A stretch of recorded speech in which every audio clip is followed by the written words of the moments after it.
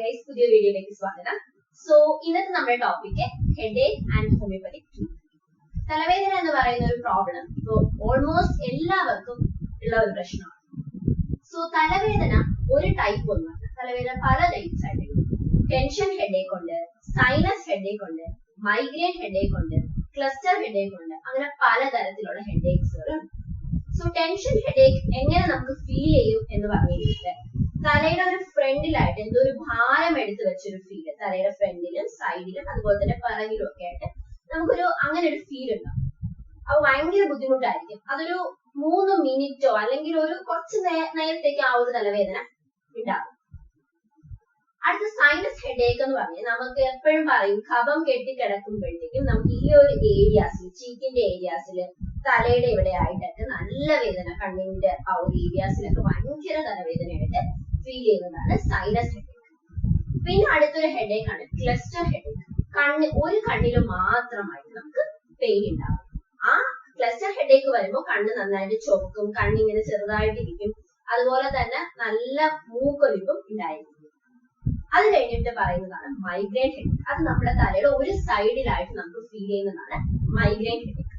Migraine headache വന്നു കഴിഞ്ഞാൽ നമുക്ക് ഛർദ്ദിക്കാൻ തോന്നും, ഛർദ്ദിക്കും, പിന്നെ ചെറിയ ലൈറ്റോ വെട്ടമോ അല്ലെങ്കിൽ എന്തെങ്കിലുമൊക്കെ സൗണ്ട് ഒക്കെ കേൾക്കുമ്പോൾ ഭയങ്കരമായിട്ട് നമുക്ക് ഇറിറ്റേറ്റഡ് ആവും.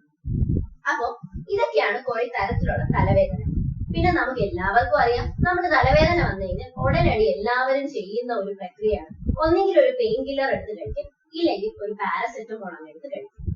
സോ മനസ്സിലാക്കുക, ഈ ഒരു പാരസെറ്റമോൾ അല്ലെങ്കിൽ പെയിൻ കില്ലറോ കഴിച്ചു കഴിഞ്ഞാൽ ആ ഒരു സമയത്തേക്ക് മാത്രം കുറച്ച് ആശ്വാസം ഉണ്ടാവുള്ളൂ.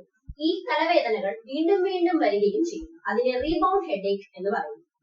സോ ഹോമിയോപ്പതിയിൽ ഇതിന് നല്ലപോലെ ട്രീറ്റ്മെന്റ്സ് അവൈലബിൾ ആണ്. ഹോമിയോപ്പതിയുടെ ട്രീറ്റ്മെന്റ് വന്നിട്ട് എല്ലാവർക്കും ഒരു മെഡിസിൻ അല്ല തലവേദന. ബെലഡോണ, സ്പൈജീരിയ, ജെൽസീമിയം തുടങ്ങിയ ഒട്ടേറെ മെഡിസിൻസ് ഹോമിയോപ്പതിയിൽ അവൈലബിൾ ആണ്. അപ്പൊ ഹോമിയോപ്പതിക് മെഡിസിൻസ് കൊടുക്കുന്നത് ഇൻഡിവിജ്വാലിറ്റി ആണ്. സോ ഞാൻ പറഞ്ഞിട്ടുണ്ട്, സിംറ്റംസ് വേരീസ്. ഓരോ ആൾക്കാരുടെയും സിംറ്റംസ് വെച്ചിട്ടാണ് മെഡിസിൻസ് കൊടുക്കുന്നത്. അതുപോലെ തന്നെ ഒരു തലവേദന വന്നു കഴിഞ്ഞാൽ പെട്ടെന്ന് നമുക്ക് എങ്ങനെ ചെറിയ രീതിയിലൊക്കെ മാറ്റാം, മാനേജ് ചെയ്യാം എന്നും കൂടെ ഞാൻ പറഞ്ഞു. സോ അതെങ്ങനെ മാനേജ് ചെയ്യാന്ന് പറഞ്ഞു കഴിഞ്ഞാൽ തലവേദന ഉണ്ടാകാതിരിക്കാൻ നമ്മൾ നല്ലതുപോലെ ഉറങ്ങണം. പിന്നെ രണ്ടാമത് നല്ലപോലെ വെള്ളം കുടിക്കണം. ഒരിക്കലും ഡീഹൈഡ്രേറ്റഡ് ആകാൻ പാടില്ല. സോ നല്ലപോലെ വെള്ളം കുടിക്കണം. മൂന്നാമത് പറയുന്നത്, സ്ട്രെസ് വന്നാൽ ഭയങ്കരമായിട്ട് ടെൻഷൻ ആയി കഴിഞ്ഞാൽ നല്ലൊരു ഡീപ് ബ്രെത്ത് എടുക്കുക, ഇല്ലെങ്കിൽ ഒരു യോഗയോ മെഡിറ്റേഷനോ കൊടുത്ത് കാര്യങ്ങൾ ചെയ്യുക. മെന്റൽ ഹെൽത്തിന് അത് ഭയങ്കര നെസസറി ആണ്.